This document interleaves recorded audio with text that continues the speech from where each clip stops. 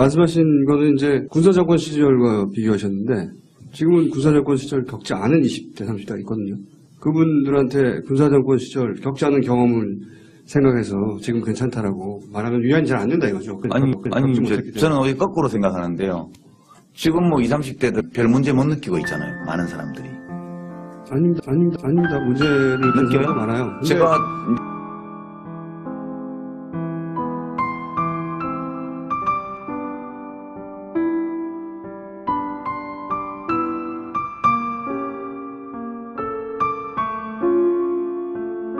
대선에서 패배를 하니까 스트레스가 엄청나서 제 몸에 없던 현상이 생겼습니다.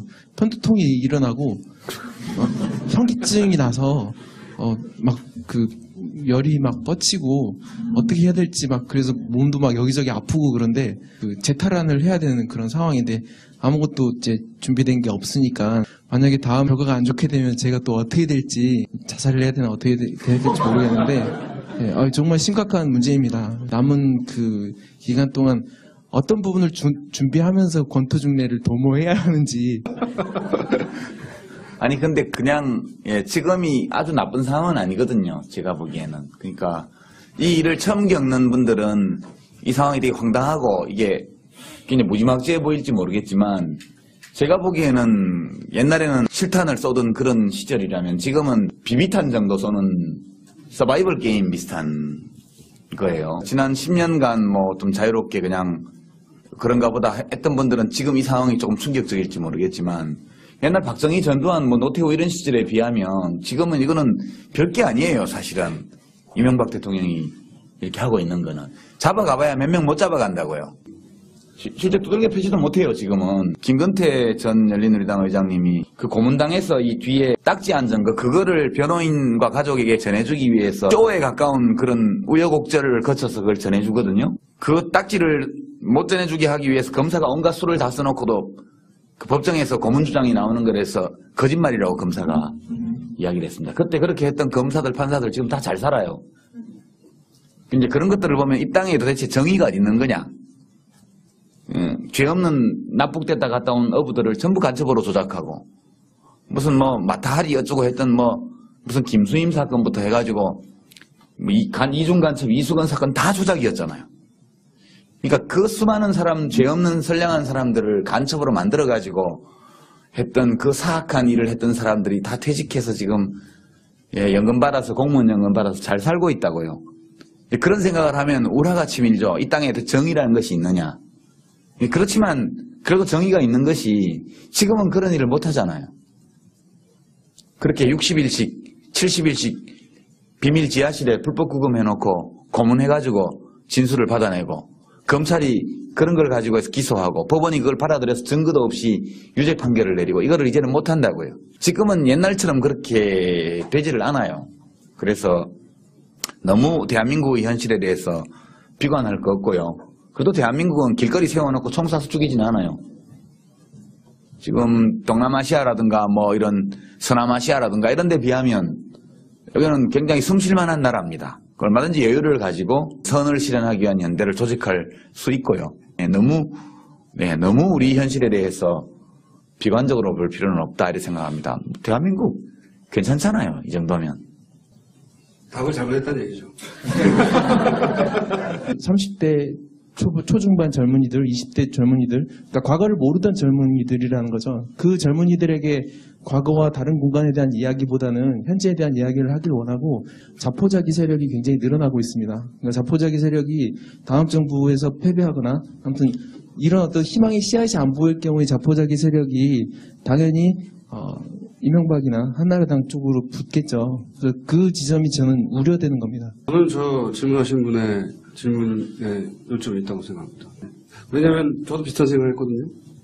그러니까 말씀하신 거는 이제 군사정권 시절과 비교하셨는데 지금은 군사정권 시절 겪지 않은 20대, 30대가 있거든요.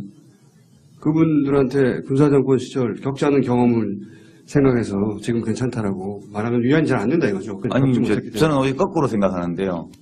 지금 뭐 20, 30대들 안 겪어본 사람들은 별 문제 못 느끼고 있잖아요. 많은 사람들이. 아닙니다. 문제를 느끼는 느껴요? 사람도 많아요. 근데 제가 이제 예컨대 지난 대통령 선거를 전후한 시기에 여론조사표를 보면요. 20대하고 50대가 여론이 똑같아요. 뭐 보수화됐다고 하는 건 뭐 아니, 20대하고 50대가 여론이 똑같습니다. 그 동향이. 그러니까 지금 40대들, 30대 후반들은 옛날에 그걸 겪어봐서 이 헌법 조항 하나하나가 얼마나 중요한지에 대해서 내 삶과 이것이 어떻게 연관되어 있냐에 대해서 체험적으로 많이 알고 있죠.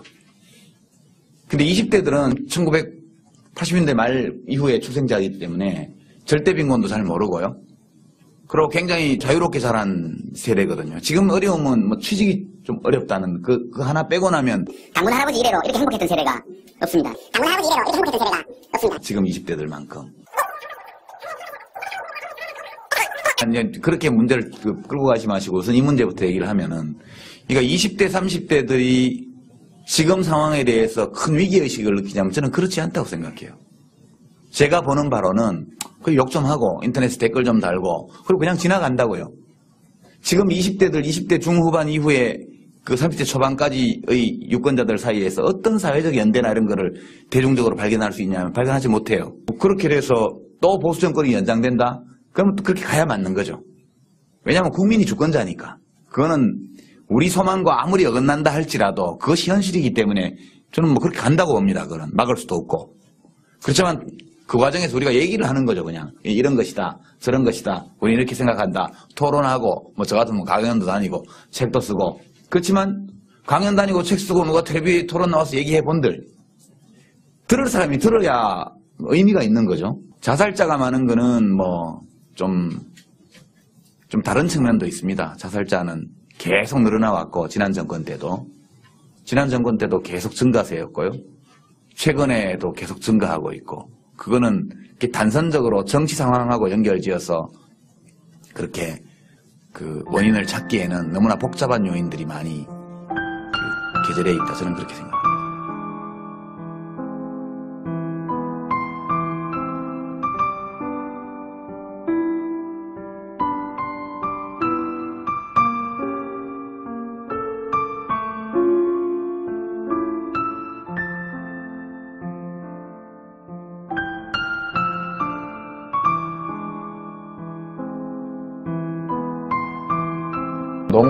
노무현의 시대가 오겠어요? 그러시더라고요. 그래서 제가 오죠.